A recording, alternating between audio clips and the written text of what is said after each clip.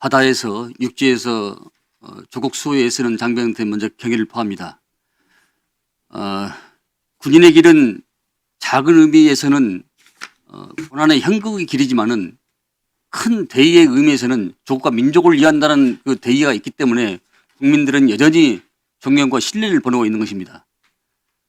99.99%의 군인들한테는 모든 국회의원들이나 우리 국민들이 전적으로 신뢰를 보는 겁니다. 다만 0.01% 한 줌도 안 되는 정치 군인 때문에 도배급으로 넘어가고 있는데 여전히 많은 국민들은 저는 신뢰를 보고 있다고 생각합니다. 한 50분 전에 말이죠. 헌재에서 이준우 전 수방사령관이 우리 계엄사령관한테 박한수 계엄사령관한테 계속 전화를 받았다고 해요. 무슨 내용으로 전화를 했길래 계속 전화를 받았다고 이렇게 진술했지요? 아, 네네. 그 안보실장 통화할 때 병력 추가 투입이나 철수를 말씀하셔서 그 수방사령관에게 전화를 했는데 왠지 수방사령관은 계속 통화 중이 많이 걸렸습니다. 그 반복적으로 계속 전화를 해왔다. 예, 그렇습니다. 무슨 얘기를 했습니까? 그래서 병력들이 어디에 있냐, 안전한 곳에 있냐, 그 추가 투입하거나 그래서는 안 된다라는 말씀을 전달하고 확인하였는데, 제가 국회 정확한 지형은 잘 모르지만 어느 장소에 있고 거기 어느 한 장소는 국민들이 있기 때문에 지나갈 수 없어서 좀 안전하게 이렇게 이격되어 있다. 그런 걸 확인하고 병력들은 국민들과 이격되어 있고 안전한 장소에 있구나 하는 것을 공두시 어간부터 안보실장 전화를 받고 공두시 한 18분에서 20분까지 그러니까 지금 우리 박한수 사령관은 12.3 내란 전하고 이후가 굉장히 사람이 많이 바꿔졌어요. 지금 그 내용이 아니에요. 이 진술한 내용을 보면은 들어가라. 왜 못 들어가냐? 왜 못 들어가냐? 이런 이야기를 계속 반복적으로 했다는 거예요. 근데 전혀 지금 상반된 진술하고 계시잖아요. 아니 전혀 그런 말씀 드린 적 없습니다. 우리 사령관의 우리 계엄사령관의 이 부하인 이준우 수방사령관이 반복적으로 전화를 해서 왜 못 들어가냐? 들어가라. 왜 못 들어와? 왜 못 들어가냐? 이렇게 반복적으로 했다는 거예요. 조금 전에 진술한 내용입니다. 전혀 그런 사실은 없습니다. 그러면은 우리 이진우 전 수방사령관이 허위 진술하고 있는 거네요? 그래서 제가 병력을 투입하거나 어떤 이동 지시 이렇게 한 반복적으로 왜 못 들어가냐고 했다는 거예요. 한 의원님 여기 지금 조금 전에 나왔던 50분 전에 나왔던 기사입니다. 근데 지금 상반된 지금 진술하고 계신 거예요. 예, 상반됐다는 말씀은 이해하는데 전혀 제가 그때 상황실도 없었고 어떻게 지시할 수 있는 그런 상황이 아니었고 아니, 상황시 없었기 때문에 우리 계엄사령관께서 계속 반복적으로 전화를 했던 거 아닙니까? 아닙니다. 계속 반복적으로 했던 그것은 그걸 확인할 때였고 나중에 알고 보니까 다른 분들하고 통화를 많이 한 건 알고 있습니다. 사령관님이 지금 계엄사령관께서 지금 허위 위증을 하고 계신 겁니다. 이따 제가 다시 확인해 드리겠습니다. 예. 들어가 줬습니다. 네네. 자, 유혁 우리 법무부 감찰관님. 유혁입니다. 예, 용기에 찬사를 보냅니다. 그 윤석열 12.3 내란 계엄 선포 당시에 예. 반헌법적 계엄이라고 판단을 해서 참여하지 않고 그러니까 계엄이 해제기 전에 12월 4일 공시 9분에 예. 공시 9분에 바로 사직서를 제출했습니까? 예, 그렇습니다. 어떤 이유로서 그 사직서를 이렇게 바로 제출을 했지요? 저는 뭐 언론 보도 보면서 바로 내용이라던가 이런 포고문의 형태라던가 이런 걸 보면 도저히 지금과 같은 상황에서 그리고 이런 민주국가에서는 있을 수 없는 좀 폭력적이고 독재적인 언어를 표현한 포고문이라는 생각이 들었고 어찌되었든 간에 포고문 선포에는 제가 뭐 관여할 수는 없는 거였지만 그걸 따르고 안 따르고 제가 공무원 조직에서 그 구성원으로서 그걸 따르고 안 따르고는 제 마음대로 결정할 수 있는 것이라서 제 책임하에서 제가 그냥 따르지 않기로 결심을 하고 그에 따라서 그냥 사직서를 검사 출신이시던데 네네. 검사 출신으로서의 그런 마음의 양심에 동의를 못해서 그렇게 했다는 그런 말씀인가요? 예, 그렇습니다. 전혀 제 웬만한 뭐 명령이라면 전 윗분들 말씀 뭐 어떻게든 뭐 이렇게 고쳐가면서라도 따르려고 당시 그 하는데 회의 상황에서 법무부 인원들의 그 분위기는 어떻습니까? 저는 뭐 사실 거기 계신 분들 일일이 뭐 개인적인 마음이나 이런 걸 뭐 말씀드리는 건 적절치 않다고 보여지지만 어찌되었든 간에 그때 당시에 제가 장관께 몇 마디를 물었고 장관으로부터 받은 회답이라던가 그 이후에 제가 들은 바에 따르면 어찌되었든 계엄 선포 이후에 법무부의 뭐 조치가 어떤 것이 있는지 계엄 선포를 전제로 해서 8시 40분에 알게 된 그 계엄 선포를 전제로 해서 그 법무부의 역할을 논의하는 자리였던 것은 분명해 보입니다. 그러니까 사직서를 제출했을 때 그 네네. 장관의 표정과 태도와 내용은 어땠습니까?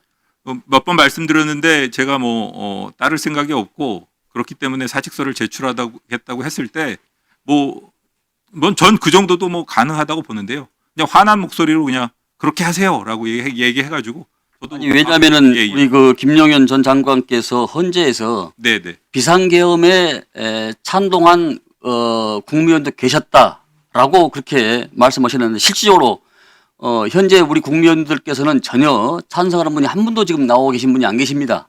그렇다면은 박성재 장관께서 장관께서 이에 대해서 동의나 찬성이나 반대나 했더라면은 우리 감찰관께서 사직서를 냈을 때 어떤 반응을 보였을 거 아닙니까? 만류했달지 이러면 안 된다. 같이 이러자. 이러달지 어떤 표정을 했을 거 아닙니까? 잠시 기다려 보라고 얘기를 기다려보 내 얘기를 한번 해보자고 이런 식으로 말씀하셨을 수 있을 것 같은데 그때 당시에 장관님께서는 그냥 바로 그렇게 하세요라고 말씀하셨고 사실은 제가 사직서를 제출하는데 좀 시간이 걸리고 말씀을 안 드렸지만 다시 한번 문 열고 그냥 제 나름대로 그냥 생각나는 게 있어서 한마디 그냥 소리 지르고 그냥 나와버렸습니다. 네. 네, 알겠습니다. 예. 자, 우리 장관 대행께서 한 말씀 드리겠습니다. 이 본위원장이 이 그 계엄 시의 탄약과 수리탄 그 일체 불출 현황에 대해서 자료마다 약간씩 좀 중구난방하다라는 것을 문제 삼아서 좀 재정리를 지시한 바가 있습니다. 본 의원실에는 1월 13일자 국방부 보고 종이 책자에 적힌 기준으로 보면은 기 제출받은 자료와 함께 수산된 결과가 20만 2,545발로 지금 나와 있습니다. 근데 지난 14일 날 받은 국정조사 자료를 보면은 17만 1,703발이에요. 무려 3만 842발이 줄어든 내용입니다. 구체적으로 707 3,556발, 1공수 298발, 3공수 7,988, 9공수 17,439발, 1수방사 경비단 1,523발, 군사경찰단 22발, 방첩사 24발, 지금 줄어들었습니다. 공포탄과 고무탄, 테리저 건도 수치를 빼고도 계산하더라도 그 납득할 수 있는 그 결과가 지금 매우 큽니다. 국방부 자료에 대해서 지금 이 정확한지 여부와 함께 기존 자료 제출에 약 3만 발가량 줄어든 이유에 대해서 한번 설명해 주십시오. 예, 제가 그 보고 받았습니다. 예. 제가 보고 드렸던 거하고 지금 위원장님께서 파악하신 거에 한 3만여 발의 차이가 있다라는 것을 제가 보고를 받았고 아마 그것을 제가 좀 다시 지시를 했습니다. 그 차이가 나는 부분이 어디가 있는 건지 다시 한번 재파악을 하라고 지시를 해서 지금 아마 파악을 하고 있고 제가 정확히 파악되면 다시 보고를 드리겠지만 그 차이를 보면 아마 세부적으로 들어있는 탄종들에 있어서 여러 가지 유형이 있는데 그것을 계산하는 과정에 있어서 좀 착오가 있지 않을까 하는 생각은 드는데 사고를 하더라도 3만 발 이상이 차이 나오면 굉장히 많이 난 거 아닙니까?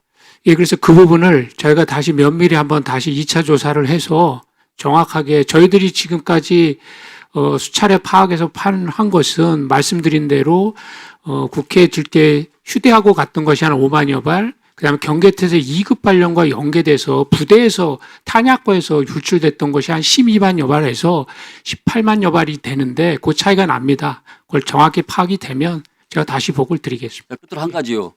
그 우리 특전사가 말이죠. 그 신속 대응 부대가 있지 않습니까? 예, 이게 각 특전사 예단별로 다 있잖아요. 한 개 대대씩 다 있지요. 예, 정확한 건 아니지만 특전사 부대별로 그 임무에 맞춰서 다 신속 근데 대응 부대를 운영합니다. 이 인원들은 평시에도 실탄과 장비와 세트화돼서 1차돼 있죠. 예, 그것은 출동 대기한 초동 조치 부대용으로 다 세팅이 되어 있습니다. 그러면은 이 인원들이 출동을 했다는 것은 뭘 의미합니까?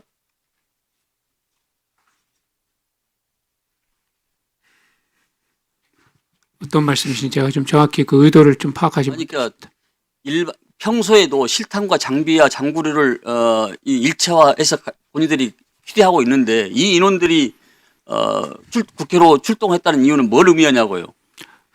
위원장님, 저희가 파악을 했고 또 보고 드린 바와 같이 이 출동된 인원들은 사실 출동하기 직전까지도 기계획된 훈련 현장에 출동하는 것을 대비하기 위한 출동으로 인식을 하고 있었고 그것이 장소와 위치가 바뀌었다는 것을 인지한 것은 그리 긴 시간이 아니었습니다. 그러니까 이 대테러 작전에 투입되는 모든 장구를 휴대하는 이런 출동 개념이 아니었고 훈련을 위한 출동에 대한 준비 태세였기 때문에 실제로 가지고 나간 게 아니 이게 훈련의 게 아니고 평소에 우리 특전사령관 계시거나 평소에 말이죠. 이 특전사의 이 신속 기동 부대는 부대라 하면 이 인원들은 실탄을 항상 일체하고 있지 않습니까? 세트하고 있지 않습니까? 예. 위원장님, 제가 예, 말씀드리는 게 더 합당할 예. 것 같습니다. 말씀하십시오. 예, 그 신속 대응 부대가 출동한 것은 구공수여단 예하의 대대가 그때 당시 신속 대응 부대로 지정돼 있어서 임무를 수행하고 있었습니다. 그래서 그 부대는 구공수는 그 관악청사하고 여론조사꽃 두 군데 임무를 제가 부여를 해서 갔던 부대들이고 신속 대응 부대는 그 부대들은 그 비상계엄령에 의한 탄휴대한 게 아니고 그때 당시에 경계태세 2급이 같이 선포가 되다 보니까 그게 세팅이 돼서 평상시 대비태세 유지하고 있는 그 탄이 그대로 같이 나간 겁니다. 그게 비상계엄령 때문에 그 탄을 들고 간 게 아니었고 장소도 국회가 아니고 관악청사 쪽으로 그때 부여받고 임무가 갔던 부대들입니다. 관악청사도 선관위도 헌법기관이지요. 그게 저희들 그 최초에 임무 부여 받을 때 김영현 전 장관으로부터 6개 확보 장소에 대한 시설 확보 및 경계 임무를 수행하러 갈 때 그게 세팅되어 있었기 때문에 그게 그렇게 출동된 거였습니다. 네, 알겠습니다. 자, 개인 정비를 위해서 20분